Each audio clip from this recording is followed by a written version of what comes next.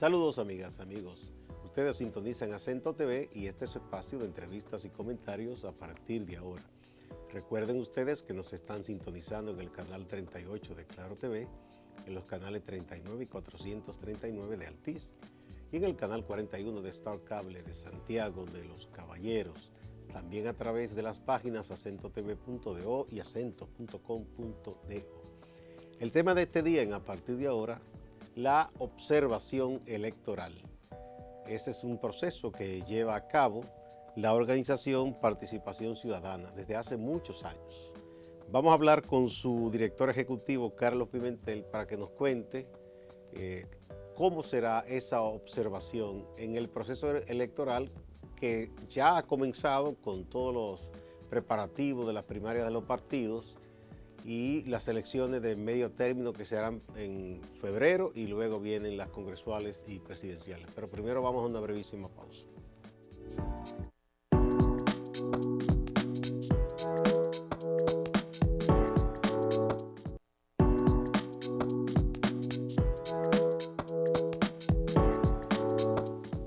Muchas gracias por acompañarnos. Don Carlos Pimentel, bienvenido una vez más. Cómo no, un placer estar aquí y conversar en esta oportunidad sobre la observación electoral. Ya Participación Ciudadana ha acumulado experiencia observando 10 procesos. ¿Esta es la número cuánto será esta? 11. Número 11, o sea, 11 observaciones. 11 observaciones electorales. Eso en elecciones nacionales. Sí, municipales, congresuales y presidenciales. Pero que además de eso, ustedes de vez en cuando son invitados a observar procesos internos de los partidos. Sí, aunque muy pocas veces hemos aceptado ese tipo de observación de procesos internos de los partidos. Bueno, primero por un asunto de costo, no siempre están los recursos, pero de manera muy puntual porque nosotros entendemos que los partidos tienen que tener la capacidad de gestionar sus procesos internos y su democracia. En esta oportunidad no podemos sustraernos de la observación de las primarias porque hemos decidido hacer una observación integral. E integral implica todo el proceso, desde la etapa que se le llamó periodo previo a la precampaña, que nunca debió existir ese periodo, pero la Junta a través del reglamento de las primarias lo creó. Es como la pre-pre. La 3P, periodo previo a la precampaña. Tuvimos que observar esa parte y de hecho presentamos el primer informe de ese proceso, de eso conversaremos seguramente más adelante. Y ahora estamos en la fase de observar la precampaña. Y en este proceso, pues, dos partidos, entiéndase el PLD y el PRM, tienen primarias abiertas. Uno abierta y el otro cerrada.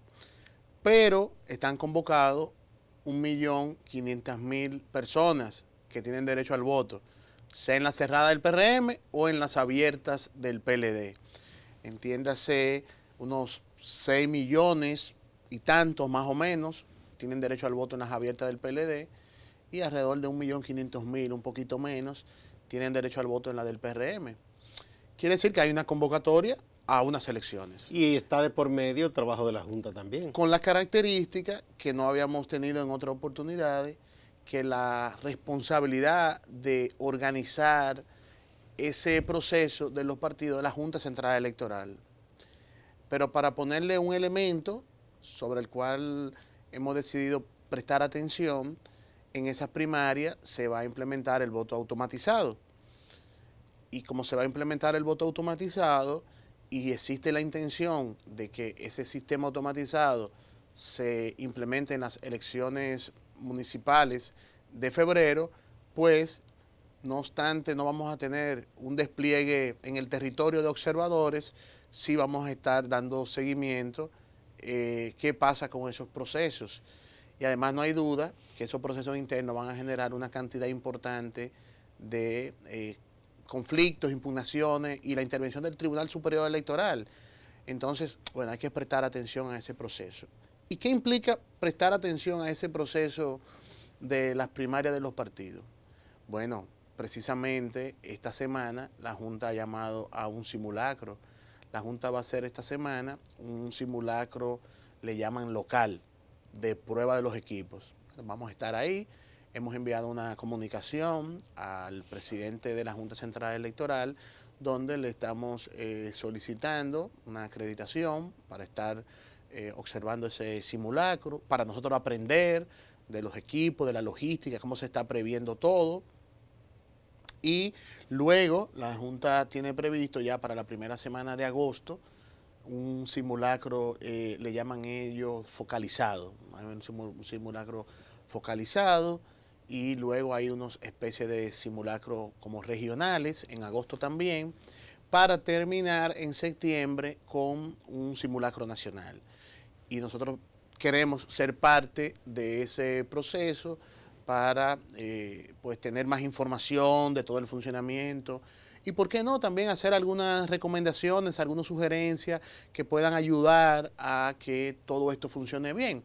Y de hecho que lo hemos hecho, porque en una primera etapa la Junta Central Electoral había planteado que las primarias iban a ser como el simulacro, y nosotros tuvimos a decirle, bueno, piensen eso bien, sí, pero no conviene que la primaria sea en el simulacro. Porque vamos a programar, es bueno corregirlo antes, ¿no? Vamos a programar unos simulacros antes. Exacto. Que no tenga que ver nada con la realidad.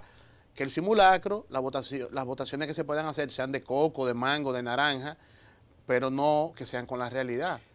Porque ya a la realidad de uso de los equipos, que será en octubre, tenemos que llegar con eso bien afinadito y evitar los menores inconvenientes. Y con un simulacro se detecta cualquier falla, cualquier debilidad y se puede corregir. Hay que decir que dentro de esa observación que vamos haciendo a esta etapa, identificamos que los equipos están llegando, o sea, la empresa intermediaria, DigiWorld, ha ido entregando los equipos en el plazo que establece el contrato. Ahora el reto que tiene la Junta es, pues, además de recibir todo este equipo, o sea, es instalar los software requeridos, y también felicitamos una decisión que parece sencilla pero importante de la Junta. Está haciendo un levantamiento de todos los lugares donde van a estar las mesas electorales con relación al tema energético, para ver con qué cuentan, si los enchufles están buenos, si hay corrientes, el amperaje cuál es, si hay inversores, si hay plantas, o sea, un levantamiento. Eso parece sencillo, pero es fundamental. Eso es clave, eso es clave. Fundamental. Y qué bueno que se esté haciendo en esta etapa y que se puedan tener todas las previsiones. Entendemos que se debe acelerar un poquito en la etapa de divulgación, educación de la ciudadanía, de cómo se va a votar. Eso siempre se hace, independientemente de que sea automatizado o sea en papel, siempre tiene que haber una campaña. Creo que la Junta debe como avanzar más. Ellos sacaron una especie de simulador del voto. Se vota sencillamente, pero siempre hay que educar a la población para que no exista ningún inconveniente en esa dirección. Y reducir el número de votos anulados, ¿no? Exacto. Y igualmente nosotros nos preparamos para conocer mucho más el funcionamiento del sistema automatizado. Ya la semana pasada hicimos unas solicitudes de información ya de carácter un poquito más técnico, ya no solamente si va a haber un lector, una computadora, una pantalla touch o una impresora, que son los equipos de funcionamiento, sino ya un poquito de información del funcionamiento del sistema, para ver si podemos llegar, y el tiempo lo permite, a hacer una especie como de auditoría ciudadana de los equipos. Tal vez en esta primera etapa no vamos a profundizar tanto, pero la idea sería que podamos tener todas estas informaciones, este nivel de acercamiento, y que sí los equipos funcionan porque esté rodeado de toda la confianza. Sí. ¿Cómo es, Carlos, en estos momentos la relación de participación ciudadana con la actual Junta Central? ¿Es fluida? Sí, es fluida, hay intercambio constante, nosotros solicitando información. Lo primero que ha sucedido es que la Junta ha designado un enlace con participación ciudadana. Qué bueno. Que en este caso es la miembro Carmen Inver, y Participación Ciudadana ha designado otro enlace que es el doctor Francisco Álvarez Pancho, de manera que pueda haber un flujo bien ágil. En ese caso mejor porque son hasta amigos hace mucho. O sea, bien fluido de información. que nos permita a nosotros organizarnos y sobre todo contribuir para que ese calendario electoral se pueda cumplir, porque eso sí es muy importante. O sea, el calendario electoral es muy ajustado. Tenemos un calendario electoral que imposibilita que la Junta pueda tener un fallo en el cumplimiento. No puede posponerse nada. No se puede posponer nada, ni se puede inventar en tratar de posponer y que un mes después de tal cosa. Los partidos también que cumplan, que no estén pidiendo plazos. Tienen que colaborar los partidos. Sí, tienen que cumplir. Y sobre todo, tienen que tener mucha racionalidad. ¿En qué sentido? Si la ley habla de un plazo, usted no puede pedir a la Junta que cambie ese plazo. Porque nosotros hemos visto partidos a veces que dicen, no, el plazo tal, no, vamos a tener una prórroga de 10 días. No, pero que no es posible. De hecho, en algunos plazos que son de ley, la Junta no tiene ni las facultades. No. Por ejemplo, el 22 de agosto termina el plazo para la inscripción de los precandidatos de los partidos. Eso no puede cambiar. O sea, todos los partidos... Eso trastornaría todo que no el hay programa forma. de trabajo. Es que el que no lo deposita antes del 22, entonces no tiene precandidato. Tendría entonces casi que cambiarse la ley, pero aún como aquí somos tan especiales, si es que se cede algo así, que sería un absurdo, pero sería un trastorno en toda la programación de trabajo. No es posible, todo el mundo Vamos tiene a ver, que ajustarse Carlos, a entonces eso. ustedes ya entregaron ese primer informe, nosotros lo colgamos en la página de acento.com.do. Básicamente, en este primer informe, ¿cuáles son los hallazgos que podríamos subrayar y resaltar como más importantes? Sí. Lo primero es que en el marco de la observación electoral hay un componente que es relacionado al financiamiento político. Y hemos querido hacer un primer acercamiento a esa dimensión del financiamiento político que tiene dos ejes fundamentales. Para dar seguimiento, monitorear el financiamiento, hay que dar seguimiento al gasto y a los ingresos. Eso es financiamiento, gastos o ingresos. Pero como este es un primer informe, quisimos hacer un acercamiento midiendo el acceso a información relacionada con los aspectos financieros de los partidos. Y hemos tomado dos disposiciones normativas, lo que establece la Ley de Acceso a Información Pública y lo que establece la Ley de Partidos. Y en función de eso, hemos elaborado una metodología sencilla que nos permita indicar cuál es el nivel de cumplimiento de los partidos, del acceso a información relacionada con los aspectos del financiamiento. Entonces, ¿qué hicimos? Lo primero es que nosotros revisamos todos los portales de los partidos políticos para identificar, primero, si tenían un link de transparencia que manda la ley. Y después, si tenían ese link de transparencia, identificar cuál es el contenido de ese link de transparencia. Bien, cuando tú dices un link de transparencia en el portal de un partido, tiene que haber una especie de ventana en donde esté claramente detallado dice todo lo que tiene que ver con el uso de dinero. Transparencia, dice. Sí. Y ahí entramos, y ahí tiene que estar, como mandato de la ley, el registro de contribuyentes. Tú entras y dices, bueno, a este partido ha contribuido fulano, fulano, fulano, fulano, y tal proporción, y el monto de la contribución. ¿Y cuáles cumplen con eso aquí? No tenemos eso. Lamentablemente. No tenemos ninguno. Lamentablemente. Pero eso está en la ley. Está en la ley. Uno de los hallazgos de este componente es el incumplimiento generalizado de los partidos políticos con relación a esa disposición. Es un elemento que nos preocupa porque tener un observatorio de financiamiento implica que los partidos coloquen información, no la información que se le ocurre a participación ciudadana, sino la información que la ley le manda a que ellos tienen que hacer público sin necesidad de una solicitud. Pero no obstante la revisión del portal, también hicimos solicitudes de información formal. ¿Te hicieron la diligencia? Hicimos la diligencia solicitando información de cuestiones sencillas, como la cuenta única. O sea, la ley de partido establece que estas organizaciones deben tener una cuenta única. Entonces le estamos preguntando cuál es la cuenta única, en qué banco está y que nos certifiquen si no tienen otra cuenta. Eso es muy importante porque para el tema de la fiscalización y el control no es que tú tienes 10 cuentas. No, tú tienes una sola cuenta y en esa sola cuenta tú recibes el dinero público que te está asignado vía la Junta Central Electoral y tú recibes todas las aportaciones privadas. Eso es un mecanismo de control. Lamentablemente, los partidos políticos no han creado esta cuenta y en algunos casos hay confusión. ¿Cuál es la confusión que hay en algunos casos? ¿En qué consiste? Que la Junta Central Electoral le dice a los partidos, mira, para yo hacerte tu transferencia del dinero público que te corresponde, tú tienes que crear una cuenta. Y esa cuenta tú me la tienes que entregar para yo hacerte la transferencia. Entonces, algunos partidos malinterpretan y cuando le hablan de la cuenta única, ellos entienden que es la cuenta que la Junta Central Electoral le dice que tienen que sacar para recibir la transferencia. Pero es muy importante que pueda quedar muy claro y la Junta Central Electoral, a través de la Unidad de Control y Fiscalización, tiene que garantizarle a este país que los partidos políticos solamente están gestionando una sola cuenta. Y eso puede ser súper útil, porque, como ustedes recordarán, cuando empezó el proceso de investigación de las transferencias de Odebrecht, ¿cuál fue la respuesta que dio Víctor Díaz Rúa?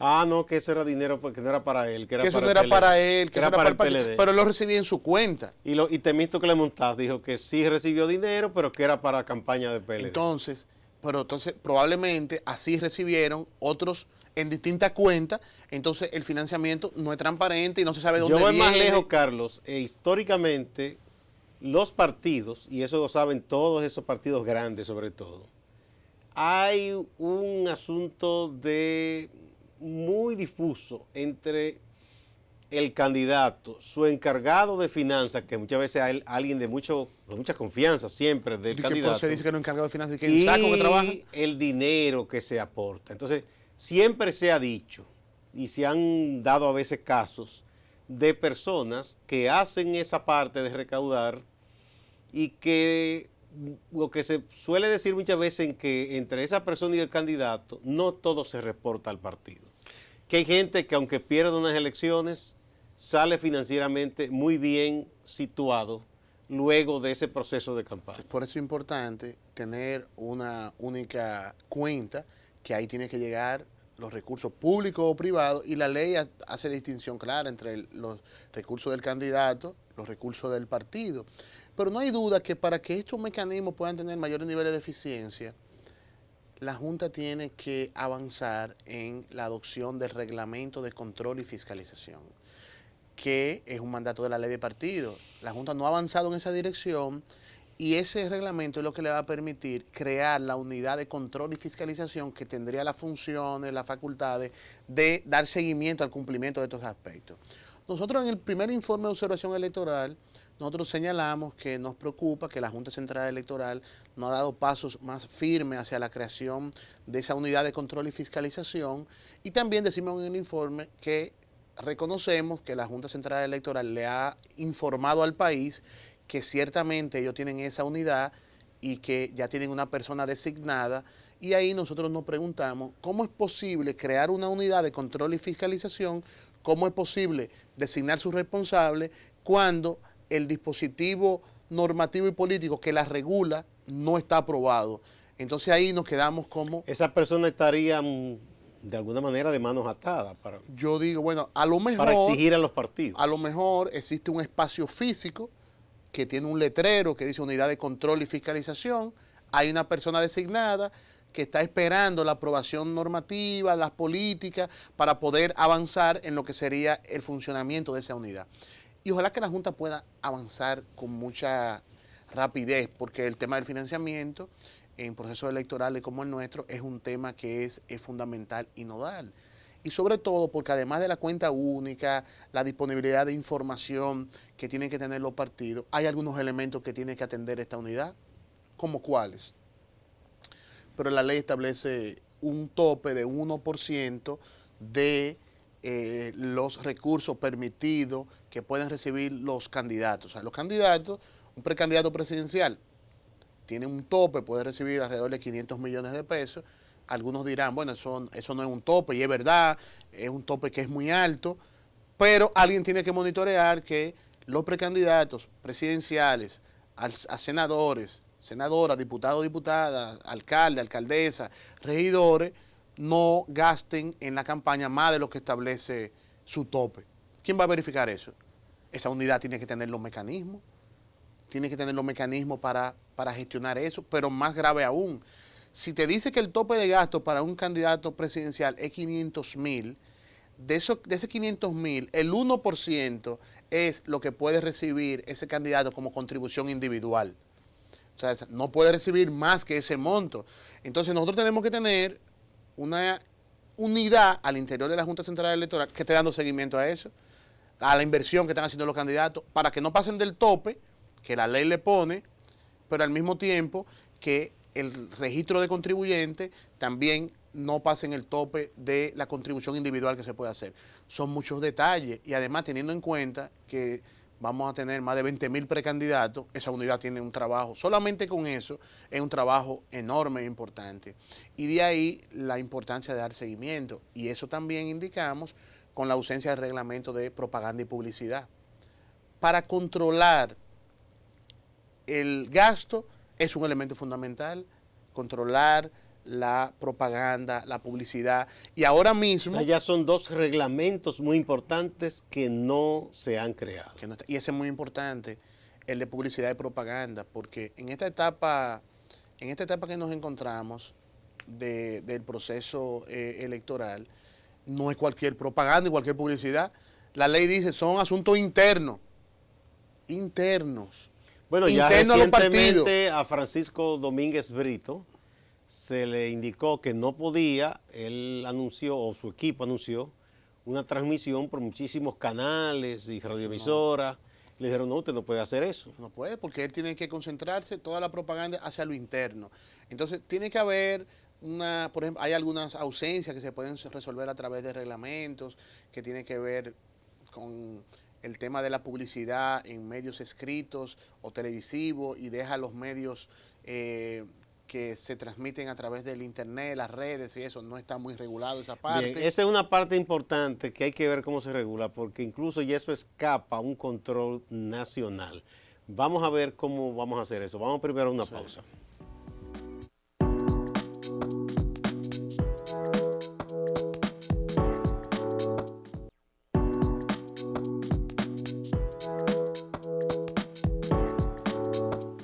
Muchas gracias por continuar en A Partir de Ahora. Carlos Pimentel es el director ejecutivo de Participación Ciudadana, una entidad muy conocida, pues por más de 20 años ha hecho un trabajo ayudando a identificar las falencias de la democracia dominicana, tanto en el aspecto político electoral, la transparencia y otros asuntos importantes. En este caso, Participación ya ha avanzado su primer informe de observación electoral para este largo proceso que comienza con la precampaña, las internas de los partidos y que debe concluir el próximo año cuando se celebren las elecciones presidenciales. Entonces, esos son de los hallazgos más importantes en este primer informe, que no hay transparencia en los portales de los partidos, lo que incumple la ley, que reglamentos importantes, como precisamente ese de fiscalización de gasto, no se ha hecho, ni tampoco el que tiene que ver con el control de la publicidad y los espacios donde se puede.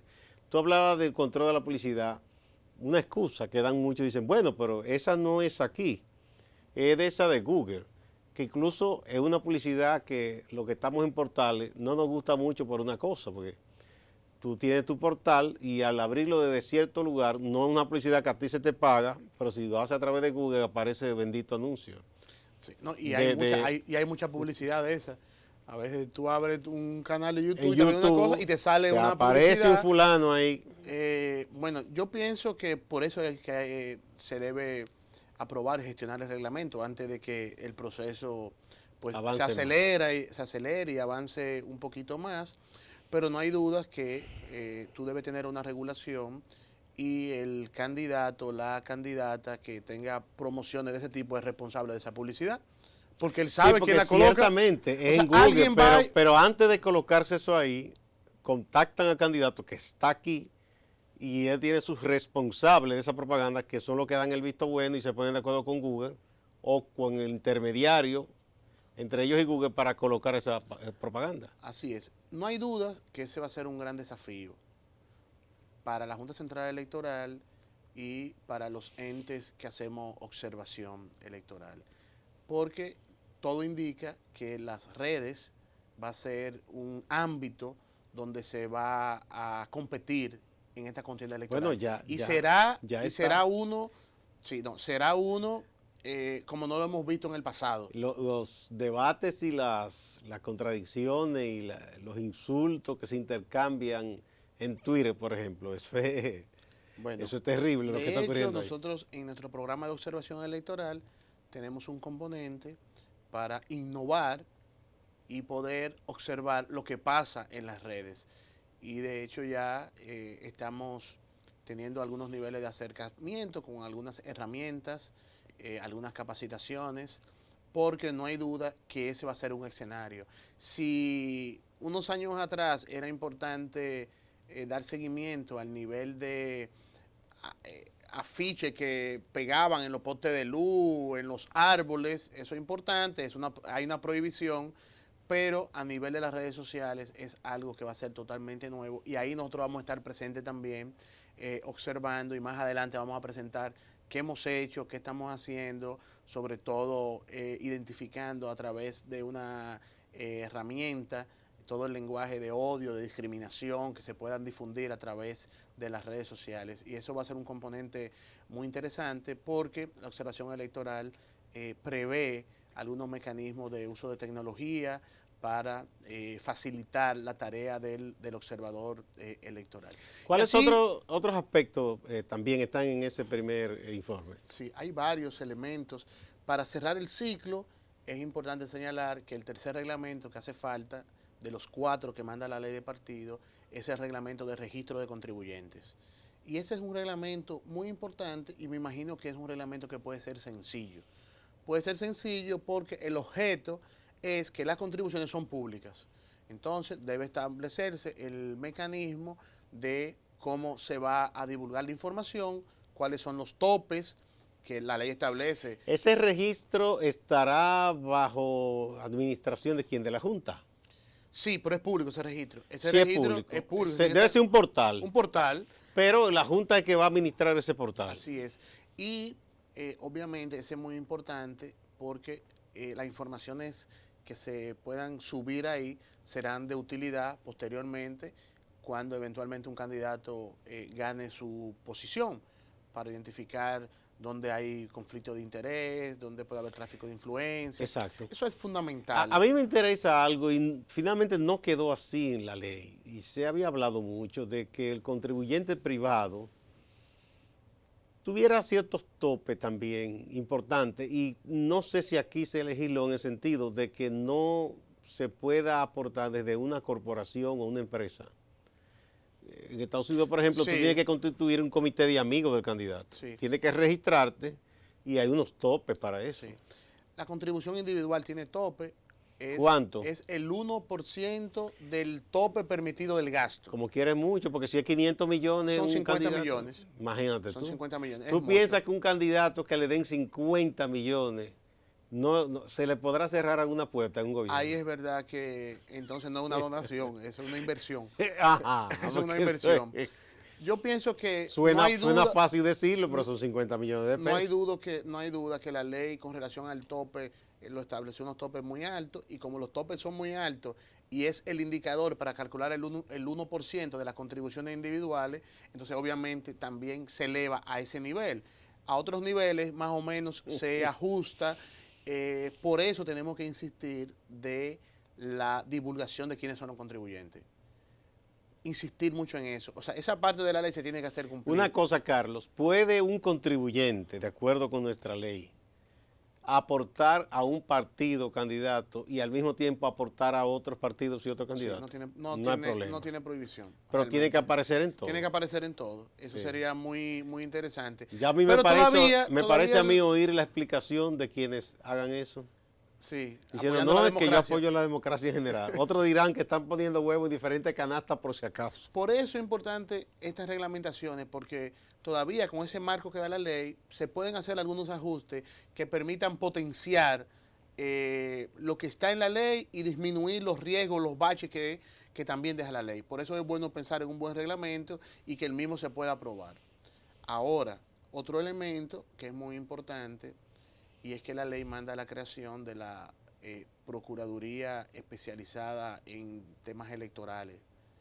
Y nosotros le preguntamos a la Procuraduría General de la República que cómo iba ya ese proceso y nos hemos enterado que como se aprobó la ley, no se previó el tema del presupuesto para crear esa unidad especializada y todo indica, de acuerdo a una comunicación que recibimos del procurador como respuesta a una solicitud que hicimos, que la Procuraduría está esperando el presupuesto complementario para ahí incluir la partida de la creación de esa unidad especializada.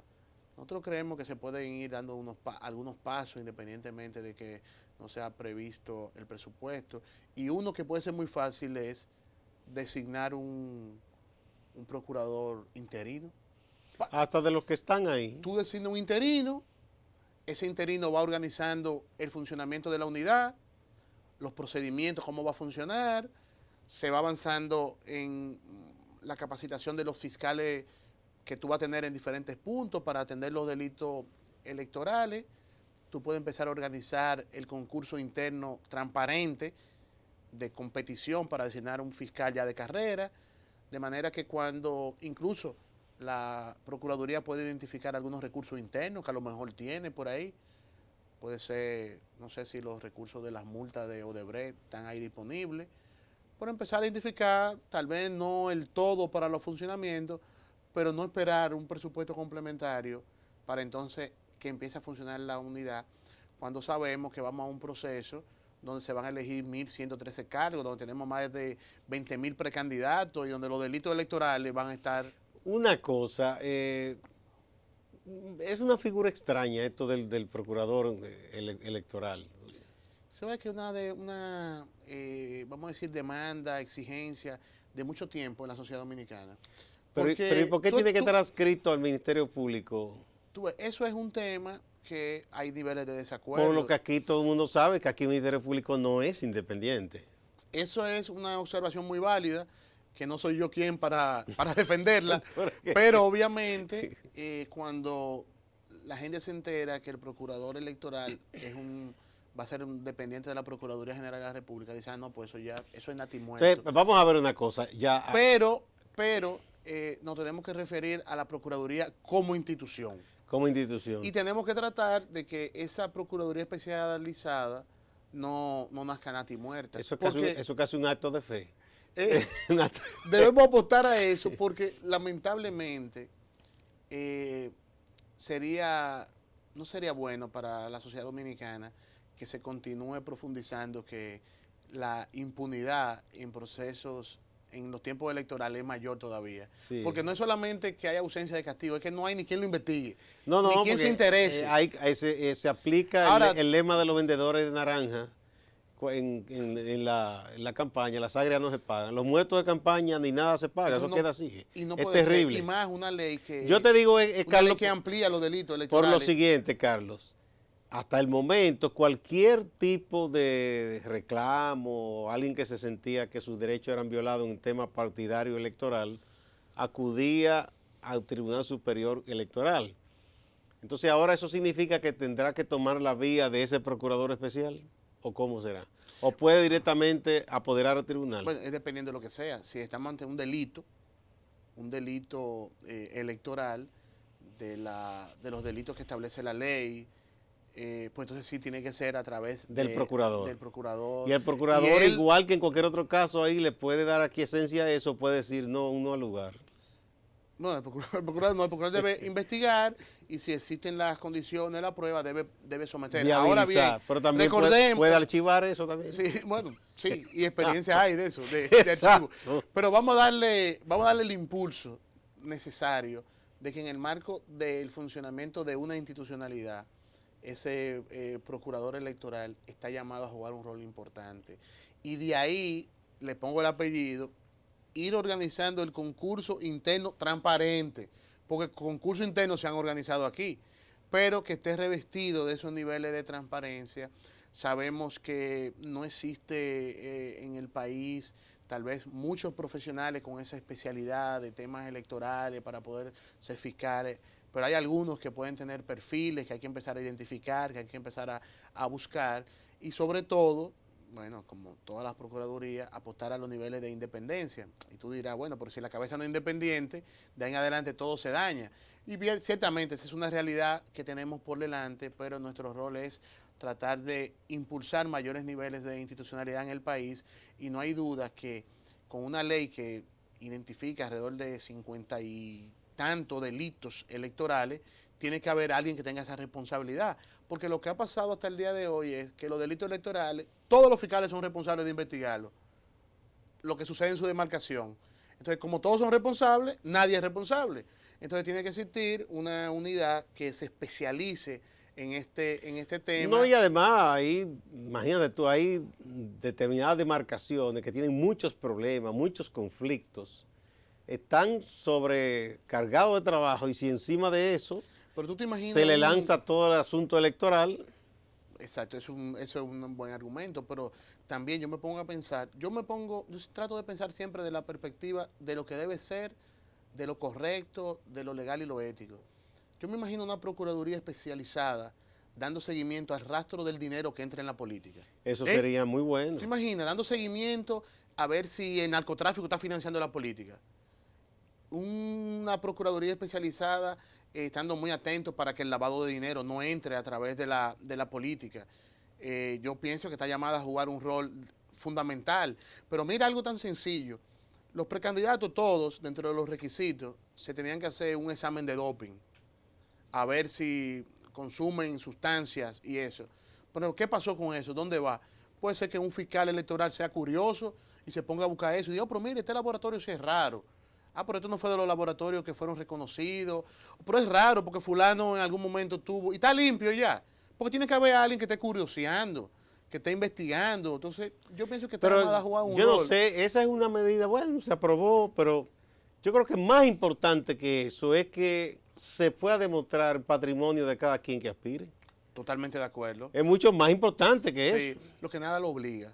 Sí. Nada lo obliga. Sí, pero aquí se sabe de gente que ha hecho dinero de forma que no está muy clara y aparece y se convierte en candidato y gana muchísimo. Nada lo obliga a que antes de ser electo presente su declaración de patrimonio, pero yo pienso que es hasta un acto de transparencia. Usted va a aspirar a algo y dice, mira, mi declaración jurada yo no la voy a presentar cuando yo asuma posesión, yo la voy a presentar desde ahora. Bueno, hubo cineasta Alfonso Rodríguez, Sí. Fue un partido Aspira, y lo primero que hizo me pareció muy bien. Muy bien, pero mira, este es mi patrimonio y yo me he ganado dinero de esta manera.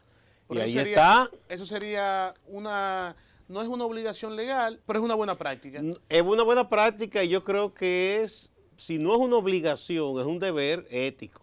Yo estoy de acuerdo. Si usted va a ser una figura pública, entonces tiene que transparentar todos sus Por eso es sus que hechos. no todo lo legal es legítimo, ni todo lo legítimo es legal. No. Y una práctica de esa naturaleza es legítima, es una práctica correcta. Y ojalá que podamos motivar a que los candidatos asuman voluntariamente empezar a subir sus declaraciones juradas de patrimonio. Porque algunos esperan que ganar o que lo nombren. Y hay algunos que después de nombrado hay que insistir, hay que rogarle para que presenten la declaración de patrimonio. Y hay algunos que no la han entregado Y todavía. que haya rigor, ahora que la ley es más fuerte, porque uno en el pasado ha visto cosas que son extrañas. Pero hay gente que no la ha entregado todavía. Todavía. Todavía. Y la Cámara de Cuentas diciendo que, mira, hay cosas a veces. La Cámara de Cuentas hace unas semanas sacó una rueda de prensa, una nota, y decía que 1.200 funcionarios no han presentado su declaración. Y yo digo, pero a mí tú me lo dices. O sea, ellos están denunciando. Denuncian ellos. Pero a ellos no les corresponde denunciar. Porque nosotros tenemos funcionarios públicos encargados de órganos rectores que ellos denuncian. Sí. Pero yo digo, pero a mí tú me estás diciendo eso, por eso es tu tarea, esa es tu función. ¿Qué hay? No he podido. Esa es tu responsabilidad. Y además, ya nosotros tenemos que dar un salto. Ya no es suficiente de que si la hicieron o no la hicieron. Ya nosotros necesitamos que la verifiquen. Eso es lo que estoy diciendo en rigor, porque cualquiera puede poner cualquier cosa en un papel. Ahora, ¿quién verifica que eso responde a la verdad? Porque Sí. aquí se sabe la historia de muchos que abultan declaraciones al entrar para justificar lo que piensan acumular. Sí. Eso se da muchas veces. Yo pienso que de este diálogo hay una idea que tenemos que promover. Y es que los aspirantes empiecen a publicar su declaración de patrimonio como una muestra de un compromiso con la transparencia. Sí, Desde claro. ya, eso sería muy bien. La empiezan a subir en sus portales y así los periodistas, la ciudadanía puede indagar en esas informaciones. Exactamente. Eso me parece... No, y además se ve si hay algún cambio, si pasa esto, lo otro, porque Sí, aquí hay unos crecimientos de unos patrimonios que son inexplicables, sencillamente. no, que no tienen forma. Y mira, y una ley tan buena que tenemos, y una disposición constitucional de inversión del faldo de la prueba, que es tan sencillo como invitarlo y decirle, mira, no entendemos tu número, porque nosotros vemos que tus ingresos son tantos, tu patrimonio es tanto, hay un incremento en 5 años, no cuadran los números, explícanos eso. Y ya la persona tiene la ¿Cuál oportunidad. fue la loto que te sacaste? Sí, Sí. ese es el argumento, la loto. Algunos sacan una gerencia. Una herencia, pero tu papá no te dejó nada, ¿de qué herencia tú estás hablando? No, porque hay herencia y herencia, ¿verdad? No, y además, como quiera, esos dos argumentos son muy fáciles, porque si es la loto, entonces tienes que pagar un impuesto. Entonces hay que ver si lo pagó, y si no lo pagó, entonces hay una oportunidad para pagarlo. No, y de hecho, ahí es automático, porque esas empresas de lotería, eso es directo, Eso que es directo. porque están obligadas a eso. Y la herencia, eso sí es fácil de demostrar. También. Eso es muy fácil. Esos son dos argumentos sencillos. Entonces ahí ya las cosas no cuadran, ahí se configura Ya entonces. deje y no come cuentos, que hay herencia, ellos cobran su parte. Entonces ahí se configura inmediatamente enriquecimiento ilícito, que la ley lo prevé. Sí. Sí. Hay otro aspecto, Carlos, que además de la transparencia respecto a la buena norma, a la buena práctica y de frente al Estado y a la sociedad, pero hay otra también, que tiene que ver con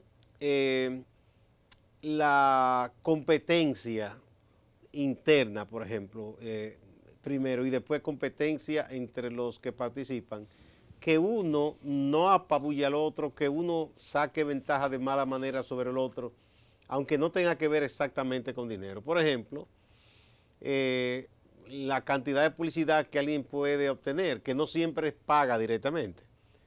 Pero se sabe que si el Estado tiene medio y hay quien lo puede usar, lo usa, o un vehículo, o algún tipo de facilidad valiéndose de cierta condición. Eso también, ¿cómo se contemplaría la regulación? Bueno, ese es un reto enorme y que no lo resuelve únicamente la ley de partido o eventualmente su reglamento de propaganda y publicidad. Aquí hay una ausencia de fondo y es que la publicidad oficial no está regulada en la República Dominicana. O sea, cualquiera que administra presupuesto puede colocar publicidad sin ningún criterio. Pero más allá de la publicidad, por ejemplo, si tú y yo competimos en un mismo partido y ya yo soy senador, ¿tú vas forzado conmigo? Sí. Porque yo recibo un dineral. Todavía... Y entonces yo puedo decir, bueno, esto es parte de mi labor como legislador, déjame entregar canastillas Sí. o caja de comida, qué sé yo, que con un dinero que es público y tú vas forzado porque tú no puedes hacer eso. Lamentablemente, todavía quien tenga mayor capacidad de distribuir, de dar, de comprar, va a generar un desequilibrio en la competencia. Todavía ese es algo que marca el sistema político en la República Dominicana. La ley prevé algunos marcos que conducen hacia eso, pero todavía son muy finos. Porque en otros países, y eso sería lo ideal, es que un candidato a senador puede colocar, por poner un ejemplo, puede colocar 3 anuncios solamente. Y tú lo colocas de la manera que tú entiendas, estratégicamente, al principio, al final, todo junto, después, pero todo precandidato tiene derecho a eso mismo. A la misma cantidad. A la misma cantidad. Pero también no hay otro tenemos aspecto eso. que quiero que me hable cuando volvamos de esta pausa. Es que manda la ley para que internamente en los partidos se eviten esas desigualdades. Ya ni siquiera hacia afuera, sino que si somos del mismo partido dos, ¿por qué a uno se le permiten ciertas cosas válido del cargo que tiene como legislador o como municipalista o como presidente de la República, cuando es el caso, y al otro de su mismo partido no se le permiten esas cosas? O sea, ¿qué manda la ley hacer a los partidos para evitar esos desequilibrios? Pero primero vamos a la pausa.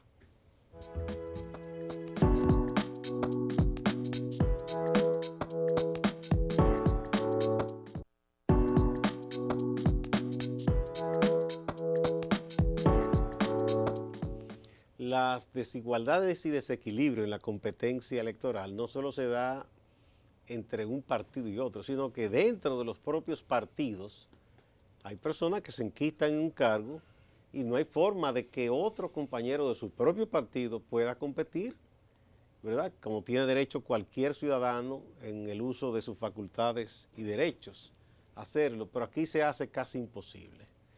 Entonces, ¿qué nos dice la ley de partidos respecto, o la ley electoral, a esa situación, Carlos?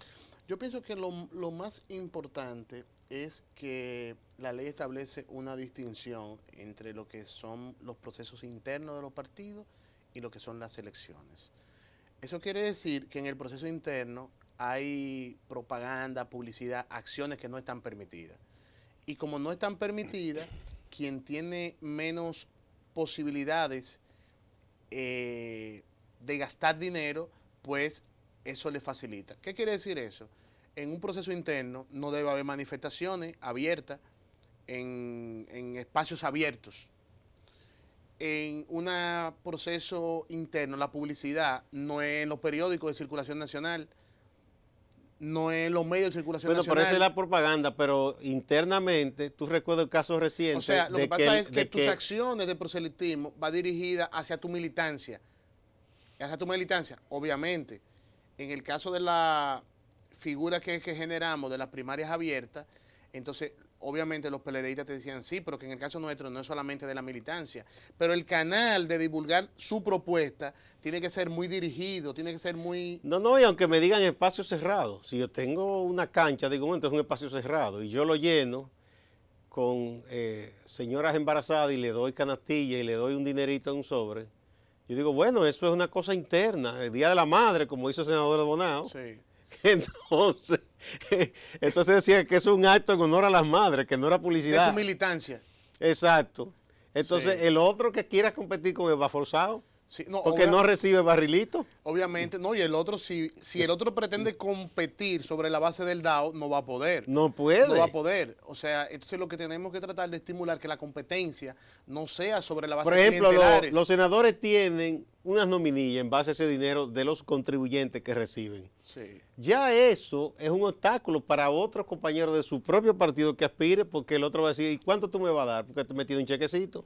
No, totalmente. Y ahí estamos ante una práctica política vinculada al clientelismo, vinculada al padronazgo, a la forma de hacer política, cuáles son las condiciones de esa competencia electoral y cómo podemos tratar de poner el discurso programático, la oferta electoral por arriba de ese clientelismo que nos arropa. Ese es el gran desafío de la sociedad dominicana, porque ciertamente para controlar el gasto en la campaña hay que reducir el clientelismo, porque el clientelismo es uno de los factores que generan o contribuyen a aumentar el nivel de gasto y por ende a la corrupción y a buscar financiamiento de cualquier tipo para poder competir y poder competir sobre la base del que tenga más recursos, más dinero. Que son los políticos, porque cuando tú le preguntas sobre eso, ellos se justifican y dicen que son las personas que los obligan a que ellos les den. Sí, no, como claro, que la gente es la culpable. Totalmente. Entonces, bueno, obviamente nosotros tenemos un gran desafío de cómo nosotros cambiamos esa cultura política. Obviamente eso no lo vamos a lograr sobre la base de una ley cualquiera que sea, sino es un cambio de cultura con mayor intervención de otros actores. Y no podría, Carlos, ser este proceso, un proceso largo, un proceso complicado, con todo esto de primaria, con ya la intervención de la Junta en ese proceso. No podría servir como una especie de examen, vamos a decir, para ver en cuáles aspectos hace falta ajustar más tanto la ley electoral como la de partidos. Y eso podría ser uno de esos aspectos. Bueno, que si, por ejemplo, alguien ya tiene un cargo electivo y administra recursos, si pretende reelegirse, tenga que renunciar a eso por lo menos, porque es que entonces el otro irá en desventaja. Mira, eso es posible, pero también tenemos que tener en cuenta que esa ley de partido tiene actualmente 10 recursos de inconstitucionalidad. Y recordemos que el Tribunal Constitucional informó que lo iba a poner una fecha para conocerlo todo como de urgencia, sí, pero solamente lo anunció. No lo ha hecho. No lo ha hecho todavía. Entonces es un primer paso, conocer todo eso, porque a mí me preocupa que va avanzando el proceso electoral y de repente el Tribunal Constitucional viene con una decisión, tal cuestión inconstitucional, y cuando viene no hay marcha atrás ya. Sí. Entonces, eso debe tener cierta celeridad, que el Tribunal Constitucional conozca todos esos recursos de inconstitucionalidad y que lo falle uno a uno y obviamente luego del proceso electoral, esa ley de partido, esa ley electoral Debe ser examinada. debe ser mejorada sustancialmente, tiene muchas debilidades, tiene muchas falencias, pero siendo muy real, es con esa que vamos para el proceso electoral. No, a esta altura de juego ponerse Y a reformarla. generará sus dificultades, porque fíjate, y eso está en el primer informe de observación electoral que presentamos la semana pasada, fíjate que cada decisión que se tiene que tomar alrededor de esa ley tiene un montón de interpretaciones. Solamente tomemos el ejemplo de las reservas. La reserva y el voto de arrastre. Y la reserva y el voto de arrastre, exacto. Esas dos decisiones pues han generado interpretaciones distintas. Y eso te indica a ti que no tenemos una ley como que tiene una disposición. Mira, yo he visto en ambos casos gente que ha opinado y que argumenta su asunto y tú dices, medio te convence, lea al otro y medio te convence. Entonces, tú dices, tú tienes que tener una norma que aunque tú no estés de acuerdo, pero por lo menos que tú mismo digas, eso es lo que dice. Y que deje la menor brecha de duda. Y sobre todo, si vamos a tener una Junta Central Electoral que en vez de aclarar esas dudas, lo que hace es que la parte por la mitad y dice un chin de duda para acá y un chin de duda para acá. Crea dos categorías de ciudadanos. Los que como pueden con el elegir arrastre. Directamente y los que están obligados al arrastre. Como con el arrastre. Entonces, si es así, es mejor que sea como bien claro. Carlos, la pregunta del millón. Todo eso pudiera cambiar y complicar aún más el panorama o, dicen otros, hacerlo más sencillo. Sí. Porque sigue el rumor y siguen los aprestos de quienes entienden que se debe reformar la Constitución para habilitar al presidente Medina, por si quiere ser candidato en 2020, pero además de eso, para volver a unir las elecciones. Y eso sí le plantearía a la Junta, volver a tomar el calendario, reprogramar todo. Mira, con relación a eso... Si eso ocurre, entonces, ¿qué haríamos? Porque ahí sí es verdad que hay una maraña. Yo pienso que eso solamente se está buscando como un argumento Bajadero. para tratar de ir con un paquete, un combo, para la modificación. Un combo, sí, un combo. Como un hamburger. Sí, un combo. Varias cuestiones para ir, pero el fin... La papa está incluida. Todo. Y al fin último es el tema de la reelección que anda por ahí. Porque fíjate que han buscado todos los mecanismos y todos los argumentos, incluso algunos que tú dices, no, pero mira, hay que tener una galla. ¿Tú viste el último argumento de Camejo? ¿Cuál el ministro de Administración Pública. ¿Cuál es? Que este es el primer periodo de Danilo, dice él. Ah, bueno, por eso se usó también el 12 para Leonel y se usó también con Hipólito cuando no había sido habilitado. Mira, yo puedo aceptar que se use y que cualquier miembro del comité político lo diga, pero un miembro del comité político que es ministro de Administración Pública, que es el hombre que debe impulsar la política de reforma y que esté abanderado de una contrarreforma de esa naturaleza, pues eso para mí es algo que me llenó de mucha decepción realmente, mucha decepción. Mira, no hay duda que es un argumento, pero el presidente de la Junta Central Electoral, el doctor Castaño, ha señalado que ellos están preparados, para la primaria, que ellos están preparados para febrero y para mayo y que el calendario electoral va perfecto. No, y que si en caso de que se diera eso, que parece que no será por lo que uno ve, ellos están obligados a cumplir con lo que les ordenen. Pero eso es, volvemos atrás, es para estar de acuerdo con uno y con otro. pero lo que vale los primeros. O sea, ellos están listos. Ellos dicen, estamos listos para la primaria, estamos listos para febrero, estamos listos para mayo. El calendario electoral lo vamos cumpliendo bien.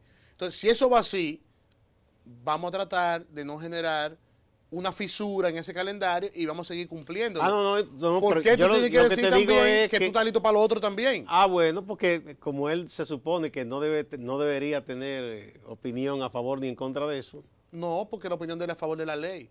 La ley lo manda a organizar ahora mismo unas elecciones en octubre, en febrero y mayo.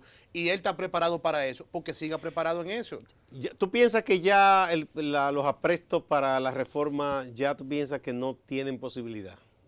¿O todavía ustedes mantienen cierto temor de que eso se dé? Yo pienso que Danilo sigue hablando, aunque no lo escuchen. Con el silencio.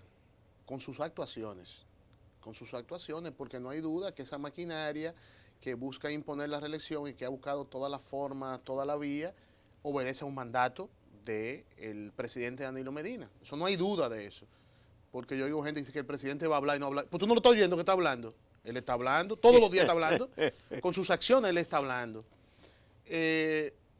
No hay duda que cada día que pasa, el tiempo se le convierte en un obstáculo mayor. Tenemos que ahora, esta semana, el viernes, terminando esta semana, pues termina la legislatura. Él pudiera convocar otra legislatura, el presidente Danilo Medina, convocar una legislatura y ahí meter eso es un poco pesado. No que no estarían dispuestos a hacerlo, estarían dispuestos a comerse entonces un tiburón sazonado, estarían en esa disposición, pero la sociedad tiene que seguir muy atenta porque no hay duda que el rechazo a una modificación de esa naturaleza se ha convertido en un obstáculo. Se ha convertido en un obstáculo y ha impedido en este momento de que la reelección hubiera pasado. Si el danilismo tuviera la seguridad, la certeza de que pasaría la reelección, la hubieran introducido hace mucho tiempo, la modificación de la Constitución. Y sobre todo, parece ser que la preocupación ya de algunos sectores que no se habían pronunciado o que habían guardado silencio o incluso que se identifican con el danilismo, es que imponer la reelección puede generar una situación de tensión política, de inestabilidad y algún momento de ingobernabilidad que es muy alto el riesgo y es preferible como detener eso. Decir, bueno, pónganse de acuerdo, traten de no inventar con esto, porque las consecuencias pueden ser no saludables para la institucionalidad. No obstante, eso no quiere decir que está derrotada la reelección. Desde mi punto de vista está obstaculizada, el tiempo le va complicando, lo que se puede convertir en un elemento de tener una intención mucho más brutal de arrasar con la democracia en la medida que ese tiempo se lo va acorralando o lo va acercando para impedir eso. Pero hay que estar atento, esta semana puede ser determinante porque le queda martes, miércoles y jueves para tener esa propuesta de modificación de la Constitución vía el Senado, se dice, y después de ahí entonces ir a la Cámara de Diputados. La Cámara de Diputados es que hay inconveniente, porque el Senado no hay problema para ello. Sí, pero hacerlo vía el Senado y después entonces ver qué pasa. Allanar el camino a la Cámara. Sí. Bueno, muchas gracias, Carlos. Carlos Pimentel, director ejecutivo de Participación Ciudadana. A ustedes también gracias, amigas y amigos. Y no se vayan, que hay más en Acento TV.